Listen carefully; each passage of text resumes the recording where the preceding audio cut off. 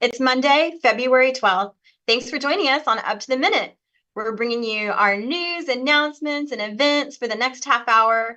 And we are live on HCCTV, and I am joined today by Dr. Nicholas Cox, the History Department Chair. And I think I forgot to tell you that I'm Dr. Amy Tan, Dean of English and Communications here at HCC. And we are happy to be here with you today on this bright, sunshiny, a little chilly morning. How are you, Nick?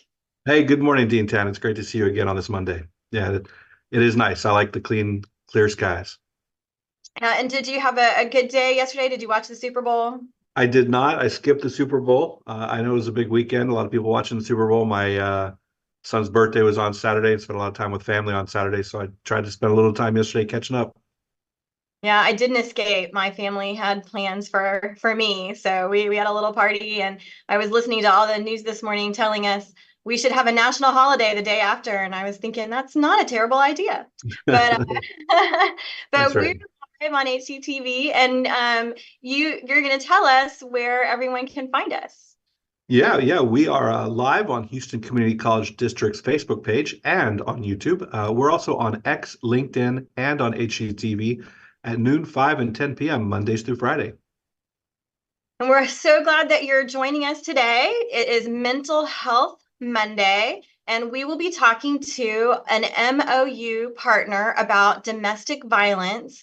And I'm happy to welcome Jessica Bellant, who is the Education and Prevention Director for the Bridge Over Troubled Waters. Good morning, Jessica. Good morning, everyone. Thank y'all for having me. And we will be right with you, Jessica. First, Dr. Cox is going to talk to Afrah Hassan, HCC's Outreach and Recruitment Office, and she's going to be talking about its new tours and info sessions. Thank you, Dean Tan. And Director Hassan, welcome to the show. Good morning, Dr. Cox. Thank you for having me. So I understand you're the director of our Outreach and Recruitment Office and part of our enrollment management. Yes. Well, our spring semester it's week 5 today. Second start classes begin today. We might have some other sessions here and there, like second 8 weeks in March, but does that mean you guys are kind of done with recruiting or not at all? Recruitment is never done here at HCC, as you're aware, because we are oftentimes always offering classes throughout the year, although the spring semester has begun, and I do believe today is the first day of second start. We still have a couple of shorter, more accelerated terms coming up, but we are just really kind of kicking off our busy peak recruitment season as high school students start making decisions on where they want to attend post-secondary education. Yeah, I tell students and faculty and anybody who will listen that we have a session here starting almost every month, whether Yes. it's regular term, second start, second 8 weeks, summer 1, summer 2. The new session is right around the corner every 4 or 5 weeks. So tell me about the virtual information sessions that you guys offer for prospective students. Absolutely. So we have 2 things currently going on, and we offer these year round. But we are kicking off our new season of virtual information session for not just prospective students, but for family members, for new students, or anyone who has an interest in learning a little bit more about HCC. We go over everything from the enrollment onboarding process to submitting documents, anything from testing to their meningitis vaccination, to courses and the modality, the different sessions that we offer, and of course, financial aid and what's life like outside of the classroom, not just in the classroom, but how can you be an active student as well? I wanted to ask about your target audience. I would assume mostly it's students who are thinking about coming here, but you mentioned yourself that they're family members who often support them.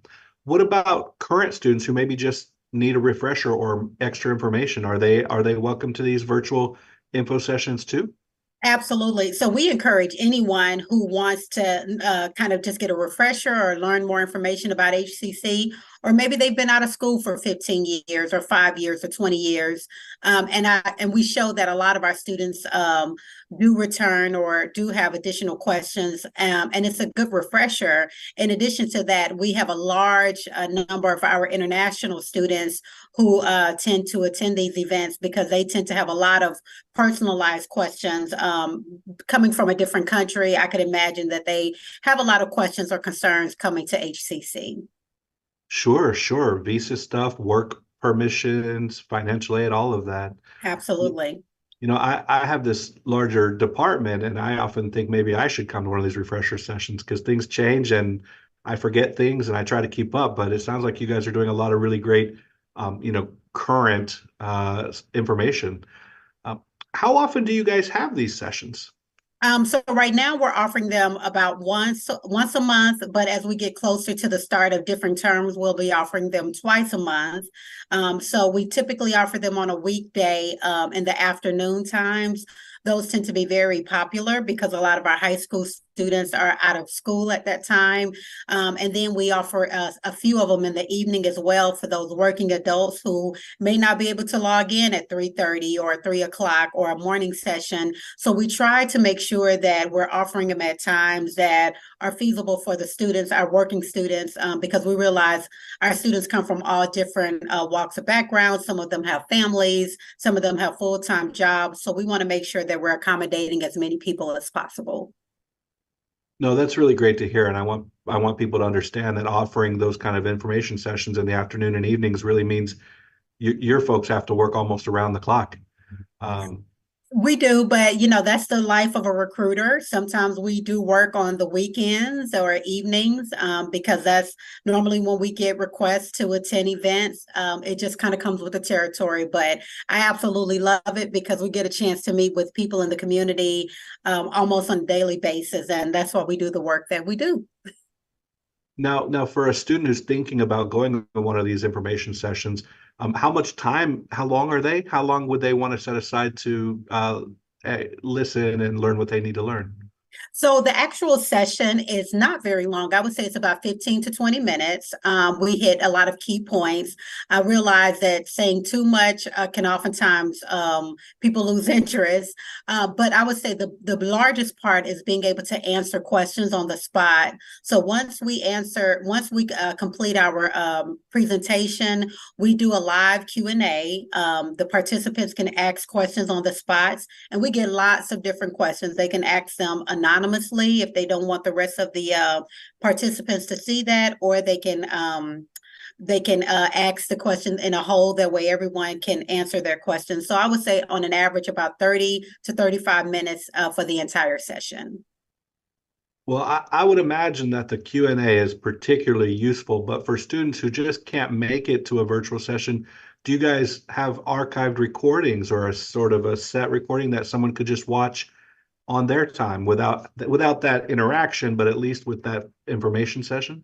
Absolutely. So that's a great question. We actually just pre-recorded our information session for that purpose, for those who we want to be able to post it on social media platforms, and for participants who are just unable to make it. They can visit it by going to our recruitment page at hccs.edu/recruitment, and they can view the pre-recorded information session there as well. Or they can always, of course, reach out to us through email at our district.recruitment email box. Well, one last topic I wanted to quickly talk about with you is I understand you guys are also now doing virtual tours. I've got two sons. My youngest is a high school senior. Last summer and fall, we did a bunch of campus tours, so I know what that is like to drive and spend your whole day walking around in the summer heat. But tell us about our virtual tours. That's news to me. I didn't realize we did that. Yes, and I realized that a lot of people, so our virtual tour platform actually went live last year. We recognize that oftentimes not everybody lives here in the city of Houston and can go to one of our campuses, even though we're conveniently located all over the city of Houston. But it was an opportunity to really showcase not just the beautiful buildings and the landscape yards that HCC has on all of our colleges, but really to showcase our centers of excellence. We offer panoramic 360 photos of different things like our digital learning space, our manufacturing labs, our drama and fine arts department, just to name very few. Of course, health sciences is one of our more popular tours that a lot of our potential students visit as well. It also gives them an opportunity to learn a little bit more about student services and support services, in addition to kind of a welcome message from our chancellor and college presidents also. Well, thank you so much. This has been hugely informative, and we're going to have information in our post after the show. But thank you, Afrah Hassan, the Director of HCC Outreach and Recruitment. Thank you so much. Have a great day.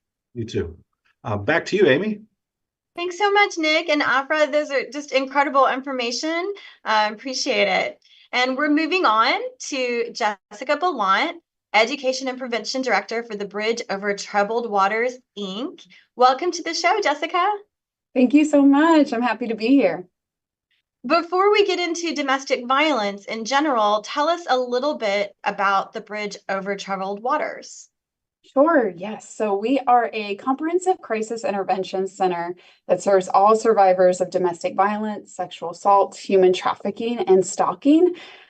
Simply put, we are a nonprofit organization, meaning all our services are free and confidential. So we have many different services. We're most known in the community for our shelter. We are located in Pasadena, Texas. That's where our main location is. We also have a satellite office in Baytown. But we do have an emergency shelter for people fleeing these forms of abuse. We do have a really extensive what we call non-residential program. So for people who have a safe place to stay, if they're still in the abusive relationship, or if the abuse happened a very long time ago and they're not currently needing housing, they can still come see one of our advocates, call our 24-hour crisis line. We're available 24 hours a day. And really do some safety planning, goal planning, maybe help getting a protective order. If they're going through a criminal court case, our advocates can help them through that process, be there to support them. There's many different services that we have. We have individual therapy, support groups for many different people. And like I said, all our services are free and confidential and available for anyone of any age and any gender. It's truly a valuable service, and I know how important being able to provide shelter and the confidential piece I know is critical.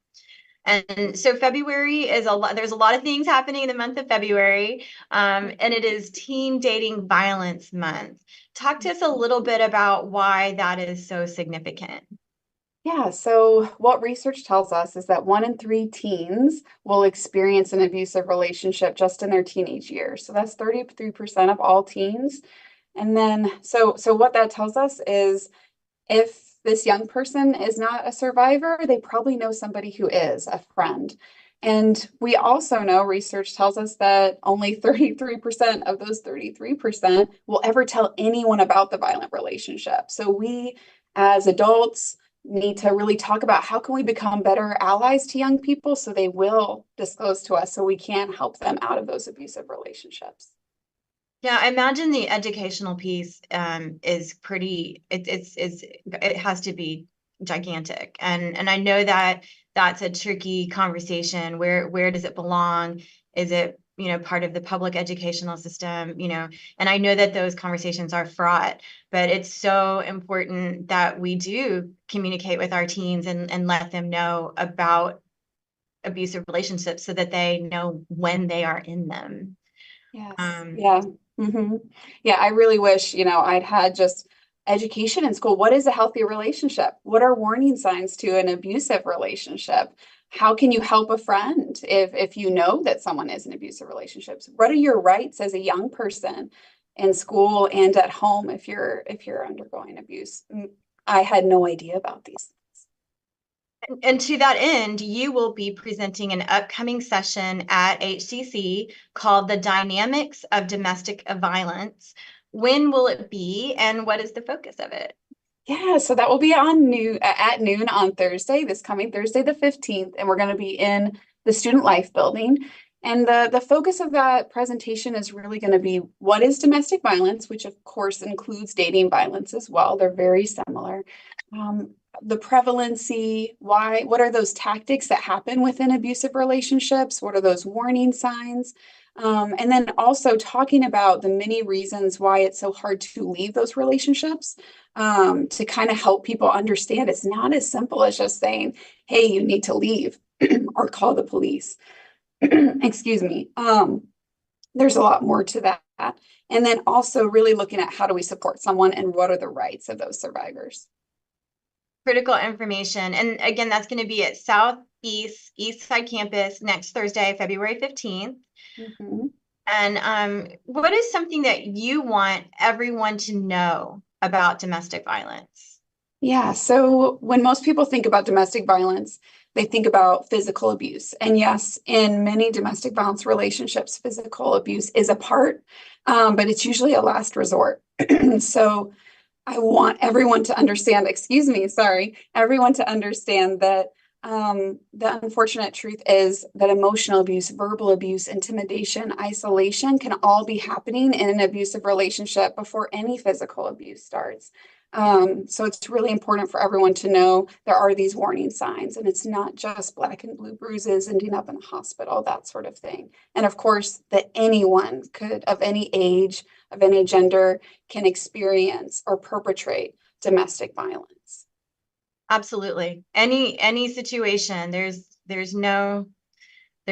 doesn't discriminate. Mhm. What can I do to help if I know someone is in an abusive relationship? Yeah. Yeah. So if they've told you that they're in an abusive relationship, first listen, believe them. The power of just believing and validating someone is incredibly healing. Survivors of domestic violence often are not believed, because people who cause this kind of harm are often well liked. They're charming, and it's not all bad, right? This is not black and white situations. We always talk about that hurt people, right? And healed people heal people. So if you're a friend, listen, believe, offer resources, talk to them about, there's agencies like mine, there's 8 different of us all over Houston and the surrounding area. So connect them to their local domestic violence organization hotline. Ask them, is this something you want to go to the police about? Is this something you want to go to the Title IX office about on campus? I'll be there with you. We're never gonna, I always tell people, instead of saying, you need to leave that person, they're no good for you, talk about what you notice about the survivor and their behavior. I'm worried about you because I haven't been seeing you as often. Are you doing okay? I wanted to check in. Great advice. And you mentioned Title IX. Can you talk more about the rights that domestic violence survivors have on campus?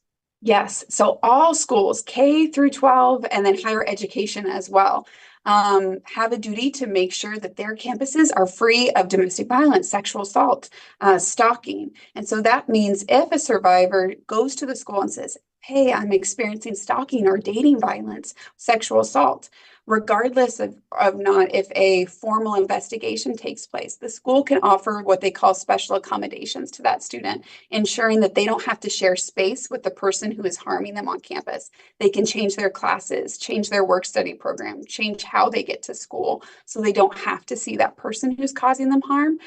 There can also be accommodations with papers, exams, if maybe something happened and they're needing to be in court, or this incident of physical violence just happened last night and I'm in the hospital. I'm not going to be able to get to this exam. So there are rights for students on campus in their Title IX office. It's so important for them to know that they can reach out, that there are safe spaces on campus, that we have a lot of resources available, that they can speak to their faculty, they can speak to counselors, advising, whoever they feel comfortable speaking with, and that we do have a direct link to Title IX, and that link is on our homepage. So just a note to let everybody out there know that there's a reason that we have those links there. So for our listeners, how can people become involved to end domestic violence? Yeah, great question. So first, help us advocate to have more of these conversations in schools about healthy relationships. Let's start there. We don't have to jump to domestic violence first. And then also, of course, talking about abusive relationships, modeling. If you have nieces, nephews, children, model what does a healthy relationship look like? Talk about boundaries. How do we solve conflict in healthy ways? Really looking at talking about self-esteem and noticing if you're in an abusive relationship, is my self-esteem going down? So taking note of that in relationships. And then also, of course, we're always looking for incredible volunteers. So if anyone's interested in helping us answer our hotline, we go through a really rigorous 40-hour training program, so you'll be well trained beforehand. But please feel free to reach out to me or our organization if you're interested in volunteering. It takes a movement. Absolutely. And Jessica, is that on site? Do people have to be on site to answer the phone? Are there remote? Great question. Great question. So yes, you do need to be on site to do our hotline. There are different volunteer opportunities. There are some things that can be done virtually, but a lot is going to be here in-house. But there's so many different ways to volunteer, indirect and directly with survivors. So please reach out to us and we'll be happy to give you more information. Excellent. Well, thank you so much for coming on this Mental Health Monday. Jessica Bellant, Education and Prevention Director for the Bridge Over Troubled Waters, Inc. We're going to have all your information in our post after the show. Thanks for joining us. Thank you so much for having me. Y'all have a wonderful day. You too. Take care. Bye-bye. And with that, Nick, we have some news, events, and announcements to share. And first off, we have green flags of love, which is the opposite of a red flag. HCC's Office of Student Life and Counseling Services will offer a workshop on the green and red flags of relationships. Falling in line with our February is Teen Dating Domestic Violence Month. Students will also get sweet treats. So be sure to come around on noon to 1 p.m. Wednesday, February 14th. That's going to be at Northline campus. And be sure to check the post after the show for more information. Sounds like a good Valentine's Day event. Well, we also are celebrating Black History Month, and Student Life this month will present Black Excellence Expressed, a $100 fine arts contest. All students are invited to share their songs, poetry, or visual arts commemorating Black history. This $100 art contest deadline is Tuesday, February 20th to submit original work. You can check our post after the show for more information. Looks like just so many events happening. Our auto technicians mechanics career fair is also happening. This job fair is for current and former transportation center of excellence students to meet with potential employers. That's going to be from 9 a.m. to noon on Wednesday, February 21st at the Automotive Technology Training Center. Be sure to check the post after the show for more info, and we're going to have more mental health discussions. Yeah, that's right. Our counseling and ability services like to offer something pretty regularly, and this to spread awareness about mental health, they will offer workshops to discuss the increase in mental health issues and how it relates to homelessness, suicidal ideation, Title IX, or general mental health issues within HCC system. This will be a virtual meeting on Friday, March 1st from 9 to 10 a.m. Check our post after the show for more information and to register. So important. I'm glad that we have all this programming and that we're able to talk about mental health. We also have our Eagle Promise, which is a way to get your degree for free. Eligible students have until September 30th to apply to the Eagle Promise program. If grants and scholarships do not cover the cost of a degree or certificate at HCC, Eagle Promise dollars will. This includes tuition, fees, and a book allowance of up to $500 each semester. So be sure to check the post after the show for more information, and you can still register for classes. That's right, Dean Tan. You know, Second Start begins today, but HCC does have sessions coming in March and other sort of shorter, more accelerated programs. We offer classes online anytime, online on a schedule. We have classes that are in person, and we have hybrids that meet part online, part in person. We also have hybrid labs and studio courses. To learn more about HCC programs, start dates, and options to cover the costs, go to hccs.edu/apply. Thanks, Nick. It is a big day with our second start session happening, and we have some new classes starting and maybe some new students coming who didn't get to start in regular term. And also we have students who are picking up some extra classes, right, to add to their regular term classes. So thank you for joining me today, Nick. As always on Monday. It's great. What do you guys have coming up? Coming up, we will talk to one of the co-chairs of the Black History Committee about some changes afoot this year. And as we get ready for Valentine's Day, that's on Wednesday, don't forget, we'll have our own version of the Love Connection show, a couple who met at HCC and then got married. Thank you all for joining us, and we'll see you next time.